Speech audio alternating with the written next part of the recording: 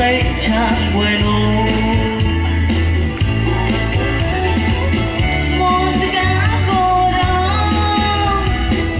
တကယ်ပဲတဖို့လို့အဲ့နေပြီဟုတ်လားတင်ပေးမလားတင်ပေးမှာပေါ့